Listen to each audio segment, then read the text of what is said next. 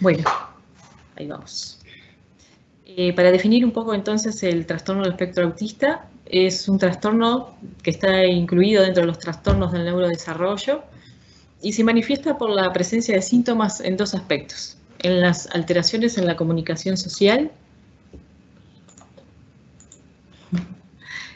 y como comportamientos repetitivos e intereses restringidos.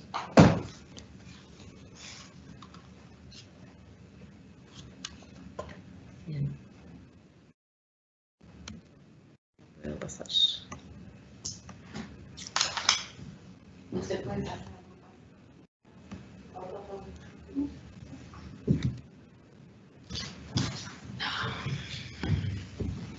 ¿Qué la puedo pasar con la presentación? ¿O la paso con la red?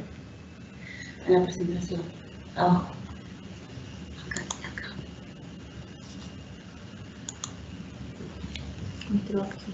Ahí va.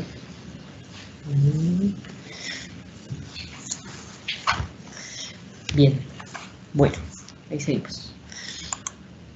Tenemos entonces los criterios, ¿no?, del DSM-5 para el diagnóstico de trastorno del espectro autista, donde bueno, están las deficiencias, ¿no?, persistentes y clínicamente significativas en la comunicación e interacción social que se presentan en diferentes contextos, ya sea en el momento actual o en el pasado.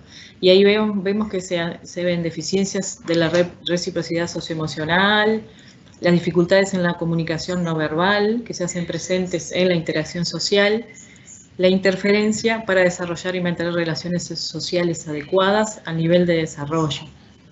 Y bueno, la presencia de estos patrones de comportamiento, intereses y actividades restringidos y repetitivos, como en estos puntos, ¿no?, con comportamientos motores, verbales o uso de objetos de forma estereotipada, la adhesión excesiva a algunas rutinas, ¿no?, como un comportamiento ritualizado, los intereses, ¿no?, que muchas veces son fijos y restringidos, que no son acordes a la edad, es la alteración a nivel sensorial también, que puede ser hipo o hiperreactividad. Y bueno, estos síntomas tienen que presentarse en la primera infancia, aunque pueden no llegar a manifestarse plenamente hasta que las demandas exceden las capacidades, ¿no? Bien, y esto altera el funcionamiento de la vida diaria. A su vez se reconocen como distintos niveles de gravedad también en el DSM-5, que bueno, ahí lo clasifica dentro de la normalidad, cuando puede tener como un comportamiento peculiar o aislado, pero que no interfiere con las actividades de la vida diaria.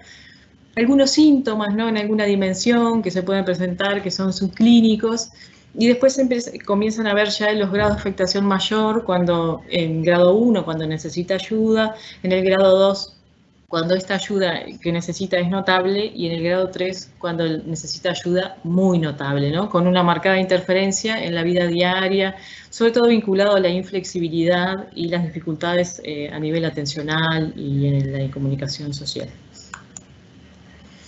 El trastorno del espectro autista ha ido aumentando su prevalencia. Bueno, ahí hay como discusión si esto es basado en que se lo mira o se está más atento a eso, si han cambiado los criterios diagnósticos o que realmente ha habido un aumento de la prevalencia. Pero sabemos que en el 2020 ocurre en 1 de 54 niños en el mundo. Así lo plantea acá Amayer Vaz y colaboradores en esta publicación de 2020 de los trastornos del espectro autista. Y también en la guía práctica para el autismo de la Asociación Europea se plantea que la prevalencia va de 1 a 3%, porque bueno, es variable según las regiones, ¿no? Pero se ha visto sí un aumento, ya que en 1970 se planteaba que era del 0,6%. O sea que es un problema bien frecuente y que ha ido en aumento. El trastorno espectro autista presenta una alteración neurobiológica cuya causa se desconoce, pero que se plantean que hay factores genéticos, ambientales y epigenéticos implicados en la misma. O sea, sí hay una alteración neurobiológica, no como anteriormente, ¿no?, décadas atrás, que esto no se sabía. Esto se sabe a través de los estudios que se han hecho, ¿no?, cómo ha evolucionado las neurociencias, se ha podido ver el cerebro, y bueno, esto ha aportado también en este aspecto para ver que tiene un sustrato neurobiológico. Estos factores genéticos se ven porque representan el 40%, también hay los factores ambientales que pueden ser pre o perinatales, completan el 60% restante de los factores etiológicos. Dentro de los factores ambientales, lo que se plantea, que después los vamos a ver como factores de riesgo, está vinculado con la edad de los padres, el bajo peso al nacer, los nacimientos múltiples, las infecciones durante el embarazo. Estos factores se plantea que juegan un papel en mejorar o suprimir la susceptibilidad genética. ¿Qué indicadores hay de que existe una base genética? Hay un 60% de concordancia en estudios que se han hecho en gemelos monocigóticos, un 3 a 5% de concordancia en gemelos disigóticos, y se ve una tasa de recurrencia en familiares que va de 5 a 8%, siendo variable, ¿no?, según la cantidad de pacientes, de niños en la familia o personas que presenten el trastorno. Entonces hay un riesgo que va de 25 a 40% de veces mayor que en la población general en la familia. A su vez se plantea que hay un fenotipo ampliado, ¿no? En familiares se pueden encontrar individuos con uno o más síntomas de expresión, pero que son leves. Bueno, y lo que se sabe es que, bueno, estas técnicas de secuenciación que hay de próxima generación han catalizado el descubrimiento de genes en diferentes trastornos, incluyendo también el trastorno espectro autista, y entre ellos destacamos la secuenciación del geloma o el exoma basado en la familia. A su vez, se han planteado distintas causas y teorías, ¿no?, para tratar de explicar el trastorno del espectro autista, que, bueno, ya como sus causas son variadas, también sus explicaciones son variadas y se han encontrado distintas alteraciones y se ha intentado explicar de distintos ámbitos, digamos. Desde la neurobiología se ha visto una diferencia, a veces no se ha planteado esto del hemisferio derecho, el hemisferio izquierdo, se han visto alteraciones en el lóbulo frontal, temporal, en el sistema límbico, en los ganglios basales, en el cerebelo. Se ha planteado una alteración en la conectividad de los circuitos que están implicados en tareas de cognición social y sus conexiones. También se ha planteado alteraciones en las microcolumnas neuronales, ¿no?, que forman parte de lo anatómico de las columnas. También se ha ido por la investigación de lo que es la neuroinflamación crónica, ¿no?, con participación de la microglía y astrocitos, y se ha planteado una disfunción del sistema de las neuronas en espejo. Dentro de la etiología, bueno, lo que ya hemos visto, se han planteado alteraciones genéticas y de noxias ambientales que influyen, ¿no?, en esto del neurodesarrollo. Y a nivel de la cognición se han planteado teorías, ¿no?, alteraciones en lo que se llama la teoría de la mente, alteraciones como con disfunción ejecutiva, de las funciones ejecutivas, otra teoría que es como la alteración en la coherencia central del cerebro, la presencia de un cerebro masculino extremo. Todas estas alteraciones y teorías también están vinculadas con alteración de las redes neuronales. Para ver un poquito, porque es una de las principales alteraciones que se ve, ¿no?, en el TEA de lo que es la cognición social, queríamos ver un poco qué es esto de la cognición social. Y bueno, para relacionarnos con éxito con los demás, debemos conocer qué es lo que los otros quieren y hacernos una idea de cómo van a actuar. El concepto clave de la cognición social es lo que se llama la teoría de la mente.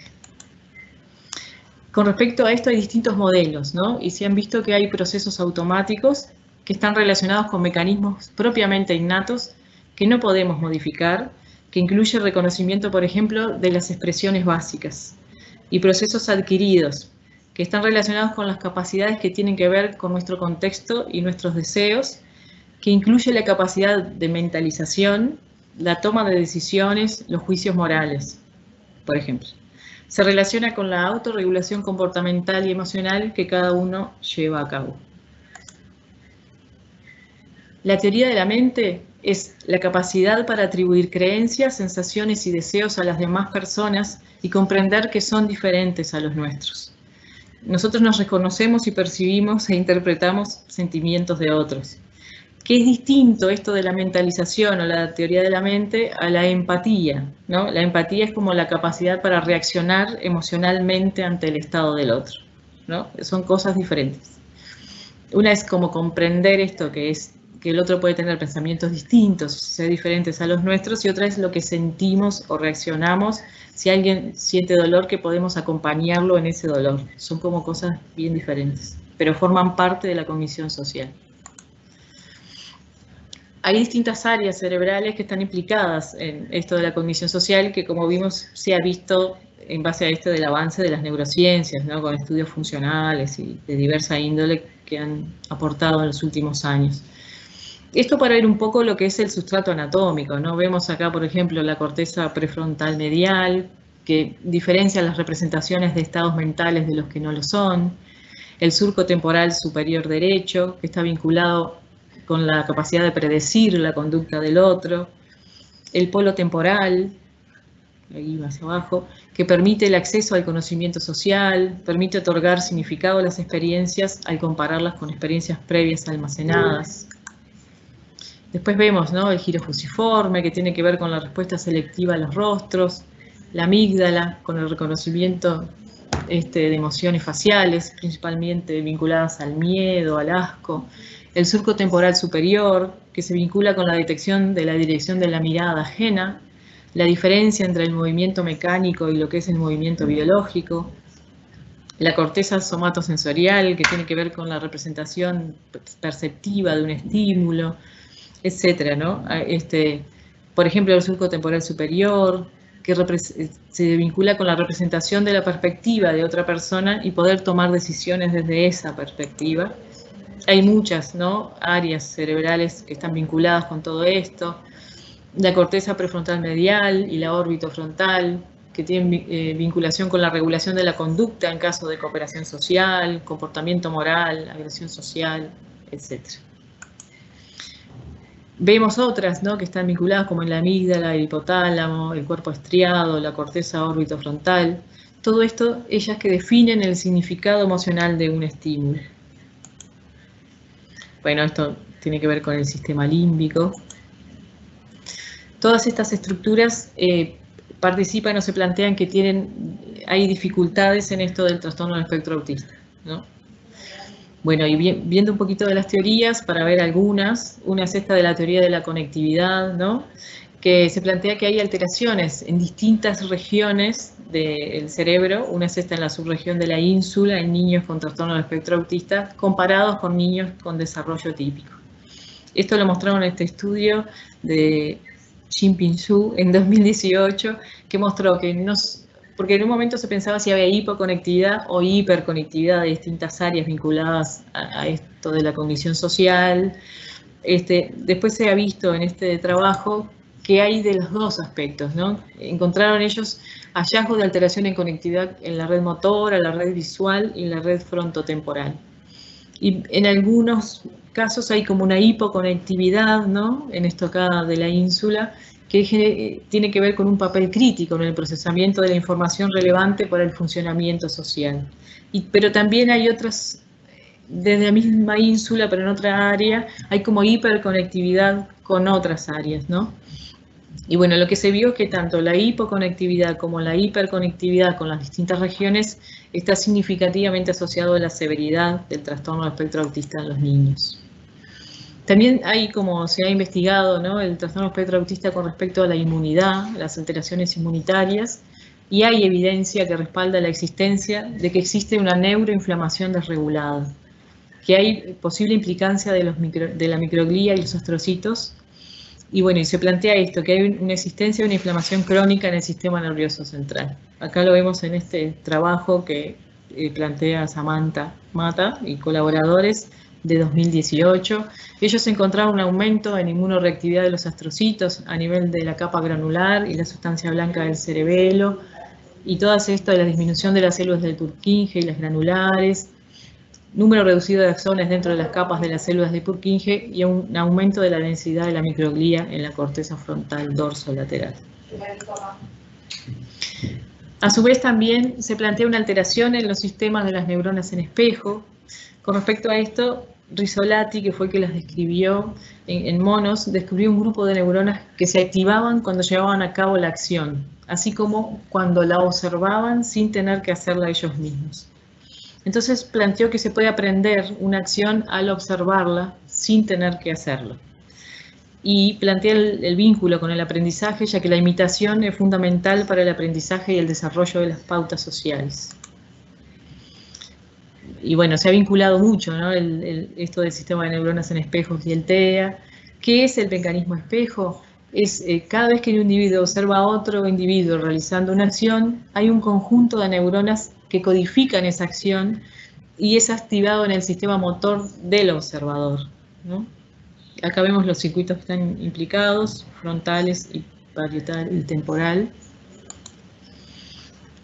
Y bueno, hay evidencia de que este circuito existe, ¿no?, en humanos a través de imágenes cerebrales, de la estimulación magnética transcraneal, del electroencefalograma y de estudios de magnetoencefalografía. Se plantea esto, que la imitación es muy importante para el aprendizaje, que es necesario comprender la intencionalidad del otro para un aprendizaje efectivo. El sistema de neuronas en espejo está formado por un grupo de neuronas del lóbulo frontal y parietal inferior que se activa al observar a otros y actúa conjuntamente con el sistema límbico. Y desempeña un papel crucial en el neurodesarrollo, facilita la comprensión de los mecanismos mentales del otro, como la teoría de la mente y la adquisición del lenguaje. Bien, esto lo pasamos. Y bueno, este mecanismo de neuronas en espejo, que es un hallazgo en realidad neurofisiológico, indica la existencia de que hay un vínculo natural profundo entre los individuos que es fundamental para el establecimiento de las interacciones individuales. El deterioro de este vínculo natural puede ser una de las causas de las dificultades de las personas con TEA para relacionarse con los demás.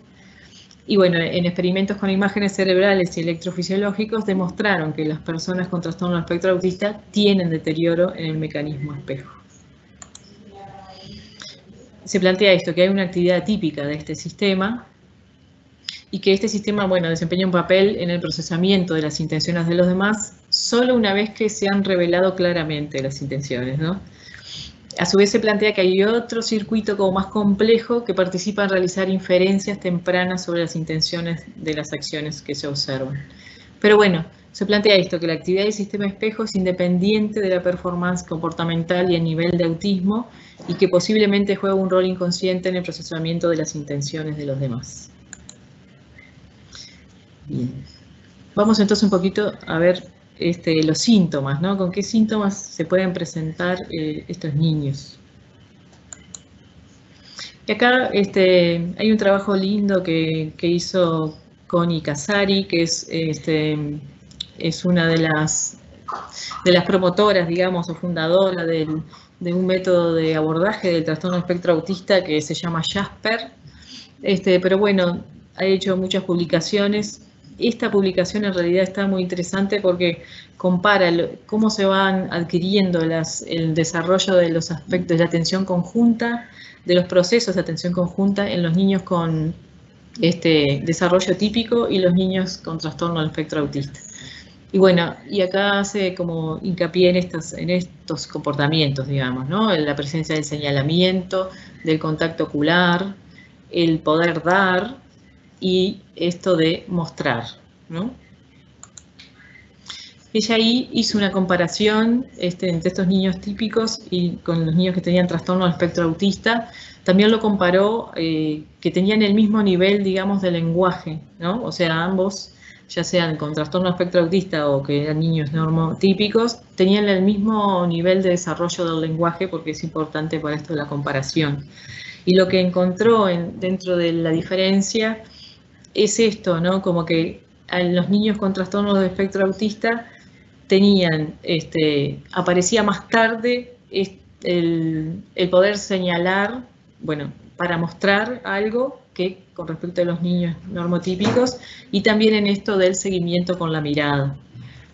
Acá, bueno, vemos un poco lo que es el señalamiento. Sabemos que a las finales del primer año y el segundo año de vida aparece lo que se llama el señalamiento, ¿no?, de los niños, que uno es el señalamiento protoimperativo, que se llama cuando con el dedo índice muestran algo que piden, ¿no? Piden algo, ¿no? Quieren agua y señalan con el dedo un vaso con agua o una botella. Eso es el señalamiento protoimperativo, ¿no? Que eso aparece En esto no habría como tanta diferencia, si bien puede ser como más retrasado la aparición de él. En lo que sí hay más diferencia y es mucho más tardío, y en algunos casos no aparece en los niños con trastorno de espectro autista, es el señalamiento protodeclarativo, que se llama, que es esto de señalar para mostrar. Por ejemplo, hay niños, ¿no?, que entre el año y los 2 años a los papás les muestran, señalan la luna, ¿no?, con el, por ejemplo, ¿no?, con el, digo para entender un poco, muestran, señalan la luna como para compartir, que los papás compartan eso de mirar la luna junto a ellos, ¿no? Eso es el señalamiento protodeclarativo. Esto es lo que ella encontró que aparece mucho más tarde con respecto a los niños normotípicos, y en algunos casos no aparece. Y después, bueno, lo otro es esto del seguimiento con la mirada, ¿no?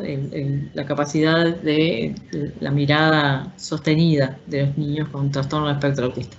O sea que esto es uno de los síntomas que podemos ver en esto de los procesos de atención conjunta.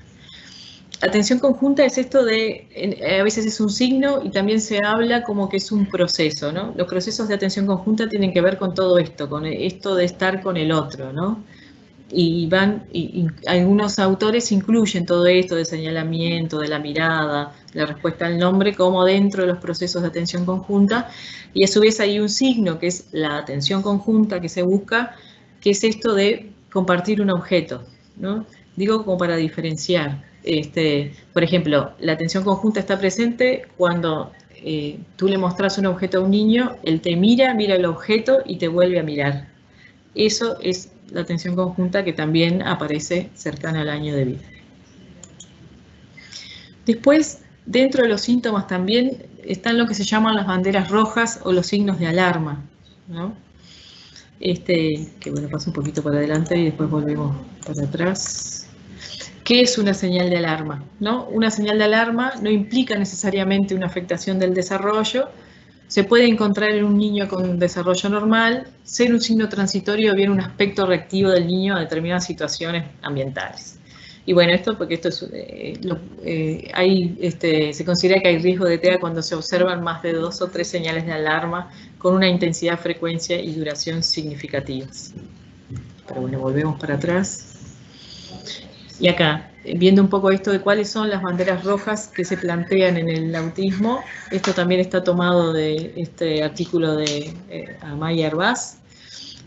Uno es esto, ¿no? No responder a su nombre a los 12 meses, no señalar los objetos para mostrar interés, lo que hablábamos, ¿no?, a los 14 meses, no mostrar o no jugar, tener juegos imaginativos a los 18 meses, como querer darle de alimentar a un bebé, por ejemplo, ¿no? Evitar el contacto ocular y querer estar solo, tener dificultades para entender las emociones de otras personas o dificultades de expresar sus propias emociones, esto del retraso en el lenguaje y las habilidades comunicativas, ¿no? Repetir palabras o frases una y otra vez, que esto se llama ecolalia, que puede ser algo inmediato o a veces después de un tiempo, que se llaman como ecolalias diferidas. A veces son palabras que se les dice, o a veces toman como alguna frase o algo, por ejemplo, de algún dibujito y la repiten y la repiten. Dar respuestas no relacionadas con las preguntas, ¿no? Tú le preguntas algo y te contesta algo que no tiene nada que ver. Alterarse, ¿no?, con pequeños cambios, vinculado a esto de la inflexibilidad. Tener como intereses obsesivos, ¿no?, insistentes, siempre con los mismos. Eso se ve mucho en el juego. Después tener estas conductas más tipo estereotipias, ¿no?, como aletear con sus manos, balancear su cuerpo, girar en círculos. Y después, bueno, reacciones inusuales a los sonidos, a los olores, al gusto, a la apariencia o al tacto de las cosas, que tiene más que ver con esto más sensorial. Esos son todos, son banderas rojas que, bueno, tienen que ver con los síntomas, ¿no?, con la presentación que nos van a importar bastante en el consultorio pediátrico, ¿no?, y al hacer el control con los niños. Después, hace un tiempo se planteaba que esto de la regresión autista, ¿no?, que en general se presenta antes de los 24 meses, era como algo que se había planteado inicialmente, pero que no tenía como una gran evidencia. Se vio como que, investigando más, que en realidad los niños que se planteaban que tenían como una regresión, ya tenían como algunas cosas sutiles que aparecían previamente. Pero bueno, eso se ha ido como estudiando y en estudios prospectivos recientes que se han hecho indican que en realidad la aparición de trastorno de espectro autista suele estar precedida de una sutil regresión, sobre todo a nivel de los comportamientos sociales y lo que tiene que ver con la comunicación, en los primeros 24 meses de edad. O sea que eso se ha visto en algunos casos. Y esto muestra que que puede estar ocurriendo una forma de presentación con regresión con mayor frecuencia de lo que se reconocía previamente. La regresión es esto, ¿no? Que las conductas que tenía en general las deja de tener.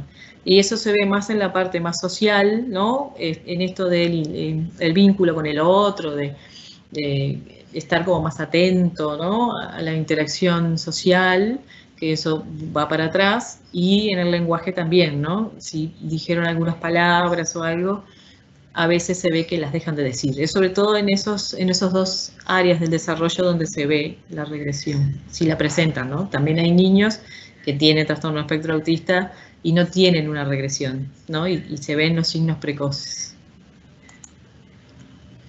Con respecto a todo esto de la detección temprana, ¿no? Que es como bien importante para el abordaje, no hay un consenso en qué cosas o qué herramientas administrar, ¿no? En el control pediátrico. Pero bueno, la Academia Americana de Pediatría lo que plantea es que debe hacerse un screening para trastorno de espectro autista con herramientas de cribado a los 18 y los 24 meses para todos los niños.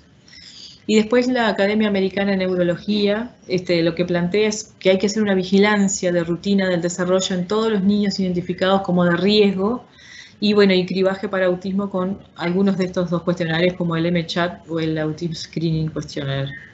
Pero bueno, acá le puse algunos de los cuestionarios que se pueden usar, que bueno, está el MCHAT dentro de ellos, hay variados, ¿no? El chat, el MCHAT. Esto es para personas, niños mayores y adultos, ¿no? Otras escalas que se pueden usar, como el cuestionario de comunicación social, la prueba de espectro autismo infantil, la escala de respuesta social. O sea, hay varios inventarios y formularios que se pueden pasar en la consulta, digamos, según la edad y, que no llevan como un gran tiempo de administración. Pero bueno, con respecto a ellos, lo importante es saber que los formularios o estos cuestionarios se usan para alertar sobre la posibilidad del trastorno espectro autista, que no se deben usar para confirmar el diagnóstico y que bueno, que hay niños con trastorno espectro autista que pueden no tener una puntuación positiva en ellos, no cumplir con esos valores, pero esto no descarta su presencia. Igual pueden tener un trastorno espectro autista. O sea que si la información obtenida por otras fuentes, a través de la historia clínica, no sé, de los educadores, la familia, hace sospechar que tiene una alteración del desarrollo, igual está indicada una evaluación completa, aunque en estos formularios no tengan como puntuaciones positivas. Y aquí hay un trabajo que hicieron de pediatría integral en 2018 sobre la detección precoz del trastorno espectro autista durante el primer año de vida en la consulta pediátrica. Y ellos fueron a ver las señales de alarma en el niño y señales de alarma en los cuidadores y en la relación, ¿no? Entre niños y cuidadores. Y vieron que estas señales incluían la presencia de signos patológicos, la ausencia de conductas propias del desarrollo típico, y vieron diferencias cualitativas en el desarrollo de las competencias y las conductas. Y bueno, clasificaron estas señales de alarma en dos tipos, ¿no? Si eran ruidosas o por exceso, como por ejemplo llanto indiferenciado, echarse para atrás ante el contacto, o las silenciosas o por defectos, que eran más difíciles de reconocer, como por ejemplo no comer, mirar de manera fija, el insomnio, etc. Bueno, esto ya lo vimos. Y bueno, ellos plantearon, ¿no? De los 2 a los 12 meses, algunas señales de alarma como para tener en cuenta. Y ahí vieron como un procesamiento en el procesamiento sensorial a partir de los 2 meses, que un 90% de los niños con TEA muestran un procesamiento de integración sensorial atípico y que se puede manifestar en todas las modalidades sensoriales, como por ejemplo, por exceso, una hipersensibilidad a los estímulos, como intolerancia a las texturas de determinados alimentos, molestias exageradas causadas por la ropa, una manía, ¿no? Con determinados olores, los ruidos. Por defecto, todo lo contrario, ¿no? La hiposensibilidad a los estímulos, como por ejemplo la falta de percepción al dolor. Después, a partir de los 2 meses, se centraron más en la mirada, ¿no? El contacto ocular está presente durante los primeros meses, pero en declive, alterándose entre los 2 y los 6 meses. Y ellos vieron ahí esto del exceso como la mirada fija y poco modulada, que no combina cambios sutiles con otro tipo de comunicación. Y el defecto, bueno, la ausencia de contacto ocular o un contacto pobre para iniciar la interacción social.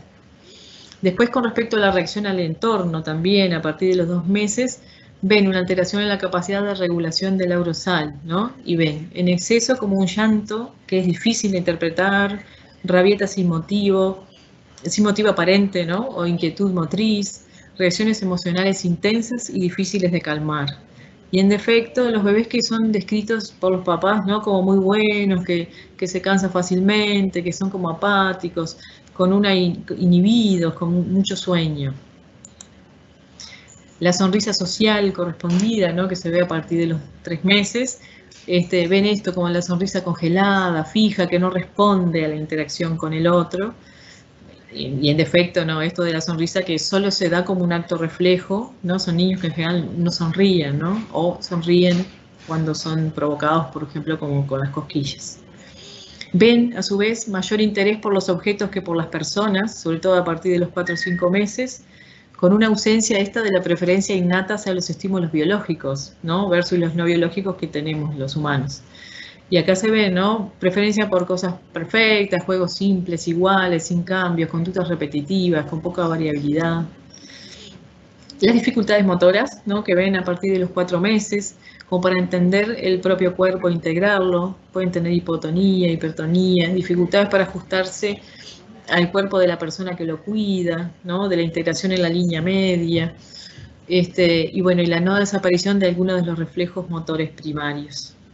Y en la cualidad de la interacción, en el adulto ven como la dificultad para permanecer en contacto con el niño, de mantener la atención sobre él, y que tienen sentimientos como de malestar, de preocupación o de estar mantenido a distancia. Esto se ve, ¿no? Como una ausencia de interacción en el juego, que hace sentir que te frustres, ¿no? Como que no lo disfrutás. Que hay que hacer un constante esfuerzo de parte del adulto para buscar la relación, ¿no?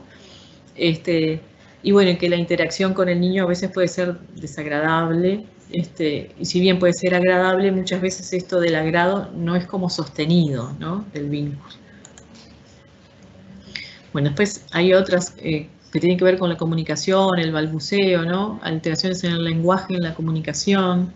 A veces hay como un balbuceo constante que no está dirigido en particular, ¿no? Alteraciones en las emisiones vocales, que a veces pueden ser gritos o sonidos con una entonación específica y peculiar que son difíciles de interpretar por los familiares, ¿no? Y bueno, esto de las ecolalias inmediatas que planteábamos, y en defecto en realidad el silencio y la ausencia de balbuceo. Bien, esto del relacionamiento también que se ve a partir de los 6 meses, como una falla muy precoz para compartir experiencias, actividades y pensamiento con otras personas y disfrutar de la relación y de las iniciativas del otro. Por exceso, bueno, iniciaciones constantes de la relación, muestran poco o ningún disfrute en la interacción con el otro, o tienen la ausencia, ¿no? Y no responden a la interacción. Después hay autosensorialidad o movimientos estereotipados, ¿no? Que se ven en general a partir de los 6 meses, que pueden tener una exploración peculiar y estereotipada de los objetos. En general va por un canal, ¿no? Sensorial, en la presencia, ¿no? De las estereotipias, de los manierismos. Y bueno, que a diferencia de los niños con un desarrollo típico, estas conductas ayudan a la desconexión del niño, ¿no? Con el medio. Después, bueno, las expresiones faciales a partir de los 6 meses, que hay como poca expresividad emocional y no está dirigida, ¿no? Son como poco expresivos en lo mímico. Después seguimos, ¿no? En la reacción de la ansiedad ante los extraños y la permanencia del objeto, hay como una hiperreactividad ante la separación, pánico delante de un extraño, y bueno, y la manera que los padres los pueden calmar es como atípica y desligado de la relación en realidad. También puede ser por defecto, ¿no? Que tienen como una hiporreactividad ante la separación o una reacción indiferenciada ante el extraño, ¿no? O sea que puede ser en más o en menos. Hay niños que son aparentemente sociables con poca conciencia del peligro, ¿no? Del otro, digamos. Y bueno, y esto de que no aparece la conducta de buscar un objeto desaparecido. Lo que decíamos hoy de la atención conjunta o la intersubjetividad secundaria, ¿no? A partir de los 9 meses, que hay como una falla muy precoz en la iniciativa para compartir experiencias, actividades y pensamientos con las otras personas y disfrutar de la relación y de las iniciativas del otro. En general tiene una ausencia de iniciación y o respuesta espontánea de atención conjunta para dirigir la atención del otro hacia un objeto que está fuera del alcance del niño, ¿no? Eso es lo que vimos un poco. La respuesta al nombre, ¿no? A partir de los 12 meses, que hay una ausencia de contacto ocular con el adulto cuando esto lo llama, ¿no? Por su nombre. Después esto de los gestos comunicativos con el índice, ¿no? Los señalamientos, lo que planteamos, la imitación, ¿no? A partir de los 12 meses, como ausencia de imitación o imitación mecánica y como pegadiza o adhesiva. Entonces ellos lo que plantean en este artículo, que parece bien interesante, es dedicar un tiempo a la observación en el consultorio sin intervenir para observar un poco la conducta del niño y con sus cuidadores, y también realizar como acciones dirigidas a valorar estos ítems del desarrollo como los signos de alarma. Y bueno, ahí hacen como un cuadrito viendo qué es lo que hay que ver de acuerdo a la edad hasta los 12 meses, como para tener presente. Y bueno, pero bueno, también, o sea, son cosas que nos aportan en cuanto a los síntomas y a ver qué cosas tenemos que estar atentos, ¿no? Para poder hacer una derivación o abordar en forma precoz, que esa es la idea. También se pueden tener en cuenta estos los factores de riesgo, ¿no? Que dijimos, que bueno, uno de ellos son los hermanos de niños con TEA, ¿no? Y habíamos visto que dentro de la familia hay como un 5 a 8% global de riesgo de recurrencia. Si hay un hermano que presenta un trastorno espectro autista, el riesgo de tener otro niño con un trastorno espectro autista es de 10%, ¿no? O sea que aumenta. Y bueno, esto de también los niños, los recién nacidos que son hijos de padres mayores, de madres mayores o de madres muy jóvenes, tienen más riesgo. Los que presentan alteraciones en el desarrollo prenatal o perinatal no óptimo, ¿no? Como infecciones. Por ejemplo, hay algunas infecciones como el citomegalovirus, ¿no? Que tienen como mayor proporción de posibilidad de tener el trastorno espectro autista. O bueno, se plantea obesidad, hipertensión arterial. Hay varias alteraciones que pueden ocurrir a nivel prenatal o perinatal. El bajo peso, la prematurez extrema, ¿no? Que se vinculan con mayor prevalencia, digamos, de trastorno espectro autista. Y después hay diversas condiciones genéticas y otros trastornos relacionados que también se vinculan con mayor prevalencia. Pero bueno, lo que se plantea en sí es como, más allá de todo esto y teniendo en cuenta estas cosas, es responder como de una forma rápida a las preocupaciones de los padres, porque se ha visto que ellos plantean como esta dificultad o estas dificultades que tienen con los niños, las plantean en forma precoz. Bueno, la idea es responder como rápidamente a esas preocupaciones, en particular en lo que ellos ven como demoras o anomalías tempranas en la interacción social, en lo que tiene que ver con la fijación de la mirada, la sonrisa y las vocalizaciones sociales. Y también bueno, y todo lo que ya vimos, ¿no? Pero eso, como que responder, porque cuando ellos plantean es porque realmente se ha visto que hay una alteración, ¿no? Y bueno, después también el aporte es bien importante de los maestros de educación inicial, ¿no? Que tienen la posibilidad ellos de ver todo lo que es la normalidad y los chiquilines con un desarrollo no típico, ¿no? Que aporta mucho, muchas veces en los CAIF o en los jardines, ¿no? O sea, que llegan con la carta es como bien importante porque describen muy bien a los niños y es como muy rico lo que pueden aportar por ahí, también es bien importante. Bueno, esto un poco viendo que en estudios que se han realizado en poblaciones de riesgo, como son los hermanos de niños con trastorno espectro autista, se ha visto que la estabilidad diagnóstica en los primeros años de la vida es muy alta, ¿no? O sea que un mantenimiento del 93% en aquellos niños que reciben un diagnóstico de trastorno espectro autista a los 18 meses y del 82% para aquellos diagnosticados a los 24 meses. Y que, sin embargo, a su vez, también existen aquellos que reciben un diagnóstico de TEA a los 36 meses y que no presentaban signos evidentes de TEA en edades más precoces. Y que hay un 63% que no cumplían a los 18 meses con los criterios y un 41% no los cumplían a los 24 meses. En estas poblaciones de riesgo, ¿no? Que se han seguido porque tiene un hermano, pero bueno, después sí cumplía los criterios. Entonces, viendo esto un poco, se ha visto que esto indica que los grupos de alto riesgo para trastorno del espectro autista requieren un control y una observación evolutiva hasta los 36 meses e incluso mucho más tarde, ¿no? Eso como para tener en cuenta. ¿Cómo se hace el diagnóstico entonces? El diagnóstico, bueno, se plantea que se realiza con una historia clínica bien detallada, ¿no? Después la verificación de la sintomatología de autismo a través de distintas pruebas que vamos a ver, la evaluación del nivel de desarrollo y de las habilidades lingüísticas expresivas y físicas sensoriales, la valoración de dificultades emocionales o de comportamiento y la información sobre factores socioambientales. Con respecto a esto, entonces, se basa en una observación clínica de aspectos socioemocionales, cognitivos y conductuales y médicos que cumple, o sea, cumpliendo con los criterios del DSM-5 para trastorno del espectro autista. A su vez, se apoya en una evaluación neuropsicológica de desarrollo en general, o según la edad, ¿no? Que va a valorar el nivel cognitivo de los niños y sus habilidades lingüísticas y el resto de las funciones cognitivas, ¿no? Que es bien importante. Porque bueno, a veces es importante ver como el nivel de funcionamiento cognitivo porque hay conductas de desvío del desarrollo que no son solo de los niños con trastorno del espectro autista y que a veces se vinculan con esto de un retraso en la capacidad intelectual, ¿no? Entonces es bien importante saber en qué nivel de desarrollo estamos y también de las habilidades lingüísticas que también tienen que ver. Y bueno, hay pruebas específicas que les nombramos después, pero hay pruebas específicas que se usan para esto. La estabilidad diagnóstica que presenta esta prueba, que es el A22, es muy alta, ¿no? O sea que cuando se hace un diagnóstico con esta escala, la posibilidad de que eso se persista a lo largo de la vida, ese diagnóstico es como bien alta, o sea que es una de las más seguras para hacer esto.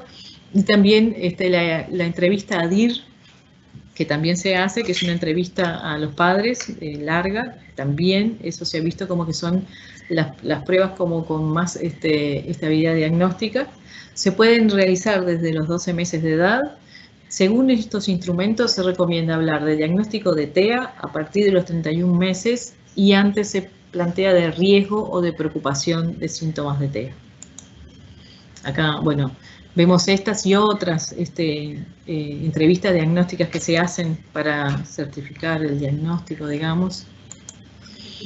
Y bueno, también se ven durante el diagnóstico, se ven las comorbilidades, ¿no? Que pueden tener los niños que tienen trastorno de espectro autista, que pueden ser varias, como puede ser la discapacidad intelectual. 1/3 de los niños con TEA asocian discapacidad intelectual. Trastornos del lenguaje que se pueden presentar también. Antes, en antiguas clasificaciones no se podía hacer como la asociación de estos trastornos, pero bueno, hoy la posibilidad de haber cambiado esas, el manual, ¿no? Del DSM-5 da la posibilidad de ver qué otras cosas se asocian, ¿no? al TEA.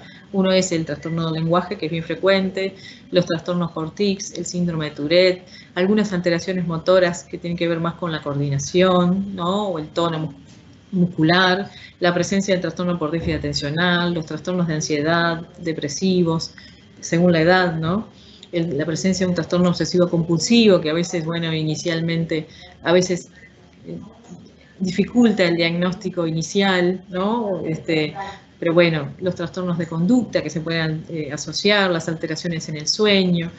Y se ha visto a nivel médico que hay como una mayor frecuencia de problemas inmunológicos, gastrointestinales y hay mayor cantidad de accidentes en estos niños. Acá quisimos hacer como una especie de algoritmo, ¿no? De qué haríamos, ¿no? En la consulta pediátrica y cómo para ayudar un poco a ver qué hacer, ¿no? Entonces aparece como la preocupación sobre el desarrollo y la conducta del niño, ya sea esto a nivel del pediatra, la familia, el jardín, ¿no? Que lo hacen en la consulta. Ahí vemos si hay señales de alarma, pero que no son como suficientes. Podemos plantear que lo controlamos, hacemos un seguimiento o podemos pedir una evaluación de desarrollo. También tenemos que ver que si hay poblaciones de riesgo, también tenemos que estar atentos para poder hacer una derivación a especialistas y controlar su desarrollo. Y bueno, y si hay señales de alarma de riesgo de TEA, como que es bien importante hacer una derivación a especialistas, a neuropediatra, psiquiatra de niños, o sea, los dos, que en general trabajan cuando se puede y es bien positivo, trabajamos en conjunto, ¿no? O sea, tenemos como dos miradas de este aspecto que me parece que es bien importante y se complementa. Bueno, se puede iniciar el tratamiento también a medida que se va haciendo la derivación, ¿no? En algunos por ejemplo, si tiene una dificultad en el lenguaje, un retraso en el lenguaje, una alteración en el lenguaje, podemos ir pidiendo un abordaje fonoaudiológico mientras vamos haciendo como la derivación, ¿no? Para esto de poder ir como ganando tiempo. Y bueno, después hay que hacer como la evaluación, ¿no? Estandarizada, con lo que dijimos, ¿no? Con todo esto de la parte de la evaluación de los síntomas de autismo, la evaluación neuropsicológica y bueno, todo el resto de las valoraciones. También teniendo en cuenta los aspectos sensoriales e ir viendo la parte de la valoración etiológica, ¿no? Entonces el pediatra nos parece que tiene un rol clave en la detección de señales de alarma para trastorno de espectro autista, en la identificación y el diagnóstico temprano, porque ahí es donde llegan las consultas de los papás y las preocupaciones, y es clave para iniciar el tratamiento apropiado. Con respecto al tratamiento, entonces, bueno, el tratamiento tiene como unas generalidades, ¿no? Tiene que ser individualizado, porque ningún niño es igual al otro. Tiene que tratarse de buscar la búsqueda de la interacción sociocomunicativa de los niños. Se aplica en forma generalizada en los distintos contextos naturales de la vida diaria del niño. Es multidisciplinario porque hay muchos técnicos que participan en él y se complementan y tienen que estar coordinados. Y bueno, ¿qué aspectos hay que tener en cuenta en el diseño del tratamiento? La edad, obviamente, no es lo mismo diseñar un tratamiento para un niño de 2 años que uno de 8, por ejemplo, la capacidad intelectual del niño, las comorbilidades que presenta y obviamente el entorno familiar y social en donde está presente, tratando de que los padres participen, ¿no?, en esto del tratamiento. Hay distintos tipos de intervenciones, están las terapias educativo-conductuales, hay programas orientados a mejorar la alerta social y las pautas sociales, programas basados en la comunicación, en el apoyo y la formación a las familias y para mejorar disfunciones sensoriales. Y hay terapias complementarias o alternativas que no se ha demostrado que tengan utilidad científica, ¿no? Acá, en comunicación de los trastornos de espectro autista de 2020, Amaya Herbaz y colaboradores plantean cuáles son los tratamientos actuales con cierta evidencia para el autismo, ¿no? Y esto es para los niños pequeños, y ven intervenciones tempranas de los padres para facilitar las habilidades de comunicación social, hacer hincapié en enseñar a los padres cuidadores a establecer una implicación conjunta con el niño. Se desaconseja el exceso de dirección del adulto, haciendo hincapié en la sincronización entre el adulto y el niño, la creación de oportunidades para la atención compartida, la comunicación funcional recíproca, verbal y no verbal, y el juego espontáneo. Y bueno, acá tenemos distintos ejemplos, ¿no? Esto de la terapia en el suelo, la interacción social temprana, el ESI, el modelo Denver del comienzo temprano, la atención compartida, el juego simbólico, la regulación de la interacción, que es lo que planteamos hoy en el artículo del método Jasper, ¿no?, que vimos de Connie Casari, la terapia de comunicación para los niños en preescolares, etc. Bueno, después análisis del comportamiento aplicado, el ABA, ¿no?, que es un enfoque general destinado a reducir los comportamientos problemáticos o a mejorar el aprendizaje. Bueno, acá hay ejemplos, el ABI, ¿no?, las intervenciones tempranas intensivas en el comportamiento, programas altamente directivos basados en los principios del ABA, etc. En la infancia y adolescencia, bueno, hay que continuar la intervención adaptada de acuerdo a las demandas sociocomunicativas de la edad, cambiar los objetivos con intervenciones en habilidades sociocomunicativas, grupales e individuales, la aplicación de los programas en ámbitos naturales, potenciando la comprensión y la flexibilidad de los compañeros hacia niños y adolescentes con TEA, mejorando su integración social, adaptaciones sensoriales, no curriculares y metodológicas con número reducido de alumnos, la ayuda fuera del aula para mejorar la sociabilidad con sus pares. En la adolescencia, la terapia dirigida a la socialización, a la identidad, a la educación profesional y a la autonomía.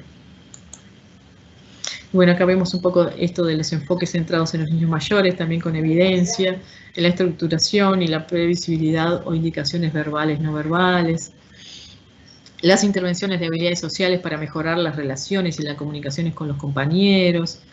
Y bueno, después en adolescentes y adultos para mejorar la salud mental, intervenciones para mejorar la integración social. Entonces, dentro de las terapias de TEA hay aspectos recomendados con evidencia científica alta y eficacia, la intervención conductual, algunos fármacos que ahora vemos, recomendados con evidencia débil, pero recomendados. Acá vemos también la promoción de competencias sociales, todo lo que vimos un poquito. Y después con evidencia débil y en fase experimental, ¿no? Integración auditiva sensorial, vitaminas, dietas sin gluten, caseína, y las que no están recomendadas y no tienen evidencia. Con respecto al tratamiento farmacológico, decimos brevemente, la risperidona y el aripiprazol están aceptadas y recomendadas en realidad en tratamiento de espectro autista, o sea, generalmente los fármacos se usan para las comorbilidades, ¿no? Y en este caso se recomiendan para la irritabilidad, la agitación, la conducta estereotipada, la habilidad emocional y la hiperactividad. El metilfenidato, que también está recomendado cuando se asocia con trastorno por déficit atencional, tiene como una eficacia moderada. Hay otros fármacos que se usan también en asociación al TDAH, como la atomoxetina, la guanfacina y la clonidina, que bueno, nuestros colegas de psiquiatría son los que más manejan estos aspectos. Los ISRS también se recomiendan en algunas alteraciones emocionales y en el trastorno obsesivo compulsivo asociado, pero teniendo precaución. También nuestros colegas, que son los que los manejan. La melatonina, ¿no? Que se usa para las alteraciones del sueño. Esto en general es con respecto al tratamiento farmacológico. Pero bueno, como para terminar un poco esto, quería decir que se están estudiando, hay estudios, ¿no? Que se hacen multicéntricos que están buscando tratar de abordar con un abordaje farmacológico los síntomas nucleares del TEA, que hasta el momento no hay ningún fármaco que se haya logrado mostrar que tiene evidencia para eso, o sea, sirven o se han encontrado para las comorbilidades, como vemos. Pero bueno, acá vemos que hay un grupo, ¿no? En este estudio internacional multicéntrico, aleatorizado, doble ciego, controlado con placebo, que están estudiando la bumetanida oral para el tratamiento de niños y adolescentes con trastorno espectro autista para los síntomas nucleares del TEA. La idea que ellos tienen es que este fármaco promueva la reciprocidad social y poder limitar las conductas repetitivas y rígidas en personas con trastorno espectro autista, promoviendo el comportamiento adaptativo y la calidad de vida para los pacientes y la familia. Y bueno, contar un poquito que está en fase 3 de experimentación, ¿no? Que es la bumetanida, es un diurético que actúa inhibiendo el contraportador de sodio, potasio y cloro, que ahí vemos que hay dos, el NKCS1 y el NKCS2, que son los cotransportadores. Esto se usa en general en la insuficiencia cardíaca y en otras alteraciones renales, que bueno, que a nivel renal el receptor que está más, el cotransportador es el NKCS2, pero este otro NKCS1 se difunde en general a nivel de todo el organismo y parece que tiene como mucha presencia a nivel del sistema nervioso central. Entonces, lo que se ha visto que está vinculado con el GABA, ¿no? Y la regulación de la actividad del GABA depende de los niveles de cloro intracelular que están regulados, entre otros, por este cotransportador. Y bueno, se ha planteado que hay un desequilibrio, ¿no? En esto de la regulación del GABA, que se ha asociado a alteraciones que tienen que ver con el lenguaje, las habilidades de comunicación y la percepción sensorial. Por eso están como investigando por ese lado, a ver si logran encontrar un fármaco que mejore estos síntomas como nucleares del trastorno espectro autista. Y tienen distintos estudios, unos que están haciendo con niños de 7 a 17 años y otro con niños de 2 a 6 años. Pero bueno, eso, ellos en general hacen el tratamiento y a los 6 meses miden cómo, comparando antes y después, ¿no? Doble ciego, controlado, cómo están teniendo las respuestas y mejorando las escalas de los niños con trastorno espectro autista, pero bueno, es una cosa que aún es experimental, pero es como algo nuevo que quería compartir. Y bueno, por ahí, muchas gracias. ¿Más preguntas?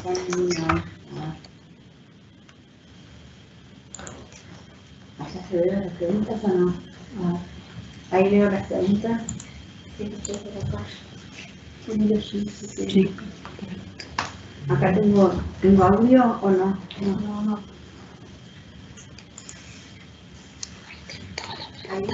Te pone publicar y le vas contestando. ¿Publicar? Sí. ¿Acá publicado? Sí. Ah. Hay que ver, vamos a ver. Puede ser que se haya cortado la transmisión. ¿Se cortó la transmisión? No, ese fue. Acá hay una pregunta que dice, un niño... No, perdón. No estoy viendo. Niño con TEA. En la clase, ¿qué conducta realizar para beneficiar los deportes y TEA? En la clase. En la clase, supongo que es en la clase, en la escuela. Sí, y bueno, nada, promover, en general los niños con TEA no les atrae tanto de lo que yo he visto, ¿no? O sea, los deportes más físicos, ¿no? A veces a ellos les gusta, por ejemplo, les interesa mucho a veces ver más que jugar a algo, ¿no? A un deporte, por ejemplo.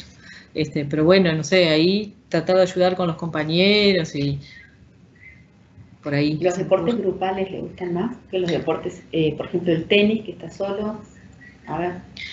Ahí va. A veces es como más difícil, por eso, en realidad tenemos que promover, sí, que se integren, ¿no? Con otros niños, porque a veces ellos tienden a jugar como más solos, ¿no? Y muchas veces lo físico no es tanto como su atractivo, ¿no? Pero bueno, creo que ahí el hecho de lo que los pares puedan ayudar, ¿no? A integrarlo y darle participación, me parece que va más por ahí, ¿no? Perfecto. A ver, ¿qué más hay abajo? ¿Cómo puedo bajar? ¿Bajaste ahí o no? Lo mismo casi se recomienda los deportes, sí, claro.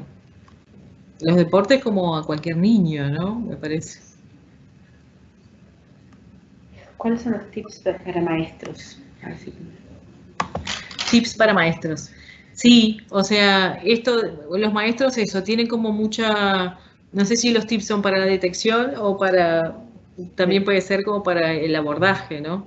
En general, los tips para la detección, creo que bueno, es todo lo que hablamos un poco, ¿no? De estar atentos a todo lo que es la comunicación, el lenguaje, los retrasos en el lenguaje, que vean, o las dificultades en interactuar con otros niños, el juego en solitario, ¿no?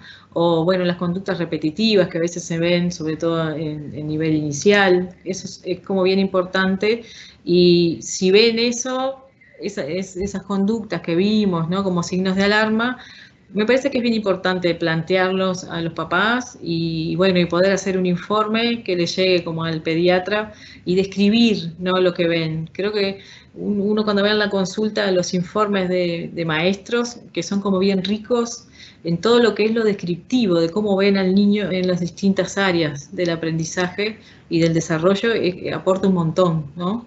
Y porque lo ven, aparte, relacionándose con sus pares. Eso en cuanto a la detección. Después en el abordaje, bueno, hay niños que pueden ir solos, ¿no? O sea, no necesitan ir con un acompañante, depende también su nivel cognitivo, ¿no?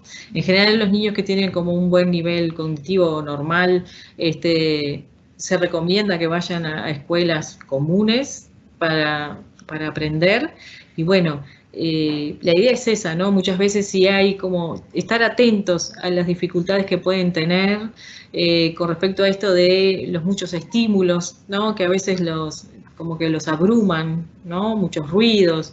A veces los niños pueden ir, yo qué sé, para los actos o algo, tratar de minimizar esas cosas, pudiendo usar a veces auriculares como para evitar el ruido exagerado, estar abiertos, ¿no? Me parece a esas posibilidades. En algunos niños hay, en educación inicial sobre todo, que puede haber un interés inusual en alguna cosa que haya en el salón, tratar de como sacar eso. Por ejemplo, hay niños que a veces necesitan muchas veces o les atrae el agua, entonces se lavan y se lavan las manos. Y bueno, yo escuché una vez que un maestro planteaba, bueno, tenía que sacar la pileta del salón, ¿no? Por ejemplo, no sé, cosas así, como hacer adaptaciones que pensando en que estos niños pueden estar ahí.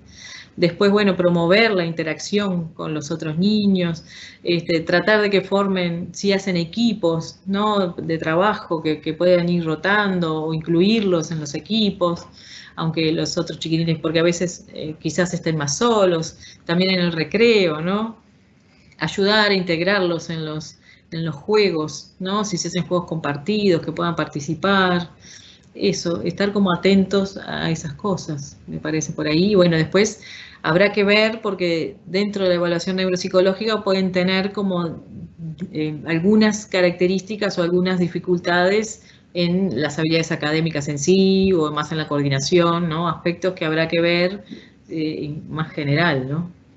En particular, perdón, en cada caso, como apoyando desde esa parte y tener como un contacto fluido con el equipo técnico, ¿no? Me parece que eso es fundamental. Estar todos como para que el niño vaya mejor, ¿no? Tanto el equipo de tratamiento como la escuela y la familia, ¿no? Por ahí. Los exámenes, la consulta deben llevar control de audición, visión, TSH, ¿eh? Ahí va. Bueno, después está toda la parte teológica. En general, sí, una evaluación sensorial está bueno hacerla, ¿no? Sobre todo porque a veces la consulta es alguna dificultad sensorial que pueden tener, esto de la mirada o algo. Sobre todo la parte auditiva, porque muchas veces el motivo de consulta es una alteración, un retraso en el lenguaje. Entonces, en general, sí, le pedimos una consulta con otorrino, ¿no? Para ver si escucha bien, qué estudios plantea el otorrino que puede hacer, pero bueno, una de las cosas que nosotros pedimos es los potenciales evocados auditivos para ver que esa parte está indemne y la consulta con el otorrino. Eso es como bien importante. ¿Y el oftalmólogo? Y bueno, el oftalmólogo también, si vemos como alguna dificultad más en esto más de la mirada, ¿no? Visual. En un niño con TEA en la casa, ¿qué se desaconseja? En un niño con TEA en la casa, ¿qué se desaconseja? Repito acá, no sé si escuchan lo que dice Kate. Ahí va. Bueno, no, claro, todos los niños son distintos, ¿no? Pero bueno, creo que la idea es como poder anticiparle las cosas, ¿no? Eso los ayuda un montón como a poder regular sus emociones, ¿no? Muchas veces se desaconseja eso, cambiar las rutinas o cambiar algo sin avisar, ¿no? Sin decirles o plantearles con anterioridad. A veces mostrándole alguna imagen, ¿no? De lo que se va a hacer si son niños que no son verbales. Eso baja como mucho la ansiedad. La idea de tener, sí, como una rutina armada, ¿no? Eso es como bien importante para eso. Tener como rutinas de sueño, de alimentación, por ahí. Perfecto. No sé si hay más preguntas. Acá. En un niño, dice, hoy se me fue. En un niño con 10 años creo que era, cómo se puede ayudar en el lenguaje. Con respecto a esto del lenguaje, me parece que es bien importante ver que hay niños que son verbales y otros que son no verbales, ¿no? En el TEA. Se plantea como que es bien recomendable, a veces en los chiquitos, el lenguaje no emerge aún o no ha emergido, digamos, y lo va a hacer después, pero bueno, como no retrasar el inicio de una comunicación aumentativa alternativa, ¿no? Eso los ayuda como a organizarse y ayuda a emerger el lenguaje en los pequeños, por ejemplo. Eso, a veces vemos niños que tienen trastorno espectro autista que son chiquitos y que no hablan y que han ido hace bastante tiempo a tratamientos y como que no se les plantea esto de la comunicación aumentativa, alternativa, y bueno, nos parece que por ahí es bien importante poder acceder a eso, ¿no? Porque muchas veces ahí se logra como una mejor comunicación y hasta la emergencia del lenguaje oral. Hay dos preguntas más. Las últimas dos preguntas es, la evidencia de los tratamientos, ¿qué tipo de evidencia? ¿Son ensayos o son exámenes, estudios observacionales? ¿Cómo miden la mejoría en las escalas o en los test de evaluaciones?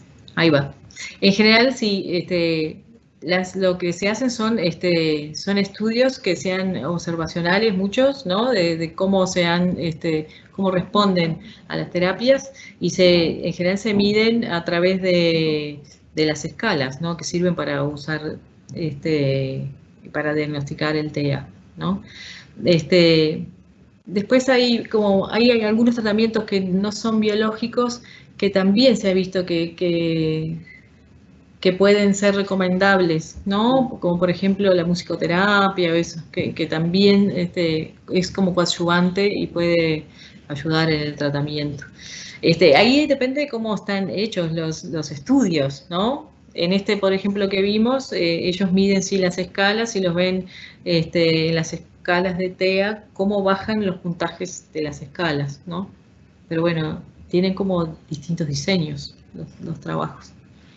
Hay como se necesita más evidencia, ¿no? Para comparar las terapias también, ¿no? Y muchas veces lo que pasa es que no es solo una terapia la que tienen, y entonces es difícil a veces de saber qué es lo que está mejorando, ¿no? En muchos niños que hay terapias alternativas, lo que se les plantea a los padres es, bueno, porque obviamente los padres cuando buscan terapia alternativa es porque buscan alternativas para que su niño mejore, ¿no? Es como muy entendible la necesidad de esa. Porque bueno, porque no hay una cura, ¿no? Que hoy pueda decir con esto, ¿no? O sea, en general los tratamientos que ven como que se ven positivos llevan años de tratamiento, son como, o sea, involucra mucho. Entonces, bueno, lo que se plantea es que si tienen terapia alternativa, capaz que lo bueno sería que las empezaran de a una, ¿no? Que no empiecen con todas las cosas juntas, digo, para poder, si a ellos les aporta, a ver si aporta o no aporta. Y la última es estudio genético para próximos embarazos, si se puede hacer. Sí, claro, por eso. En general, dentro de la evaluación del trastorno espectro autista, cuando se hace el examen neurológico, ¿no? Que es bien importante, también se puede hacer una consulta con genetista, porque bueno, ya sabemos que 40% de las causas son genéticas, entonces sí, hay estudios que se piden para valorar, y si se encuentra una alteración se puede, por supuesto, que buscar en los siguientes embarazos. Eso sí, también. Bueno. A ver, yo me siento. ¿Me está bien? Sí. Bueno, gracias. Bueno, muchísimas gracias, Paula. La verdad que fue una conferencia llena de datos, con mucha información. Ahora nos toca detectarlos y poder referenciarlos a los colegas que hacen el seguimiento, que logran el control y pueden lograr en muchos de los casos una buena inserción social y educativa de estos niños.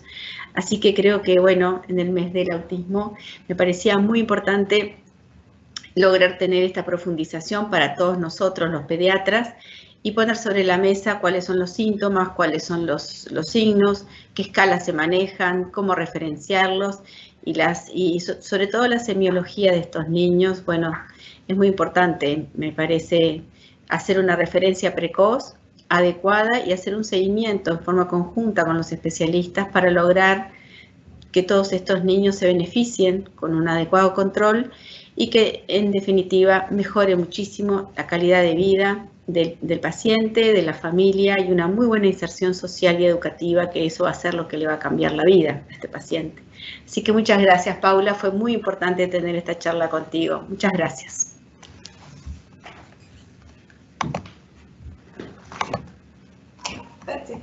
Amor.